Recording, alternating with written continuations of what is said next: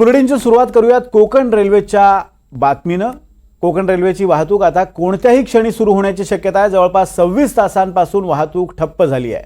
दिवाणखवटी स्थानकाजवळ कोसळलेली दरड हटवण्यात अखेर यश आलेलं आहे, पण ट्रॅकची सुरक्षितता तपासल्याशिवाय वाहतूक सुरू करता येणार नाही असं प्रशासनाच्या वतीनं स्पष्ट करण्यात आलंय।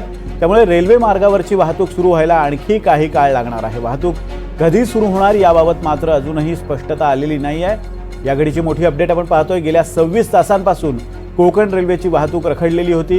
दिवाणखवटी या रेल्वे स्थानकाजवळ एक दरड ट्रॅकवर कोसळली होती। अखेर 26 तासानंतर ही दरड हटवण्यात प्रशासनाला यश आलंय आणि आता वाहतूक लवकरच सुरू होणार आहे। गुरुप्रसाद दळवी आपले प्रतिनिधी आपल्यासोबत आहेत। गुरुप्रसाद, हा सगळा जो प्रकार आहे, गेल्या 26 तासांपासून ही वाहतूक रखडली होती आणि आता अखेर वाहतूक सुरू होणार आहे। तपासणी केली जाते, ट्रॅकची किती वेळ साधारण लागू शकतो?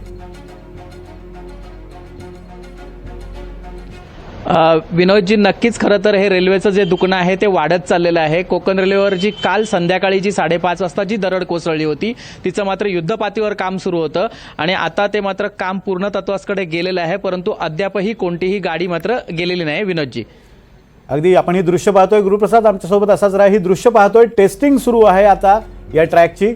सुरक्षिततेची तपासणी केल्यानंतरच ही वाहतूक सुरू होणार आहे।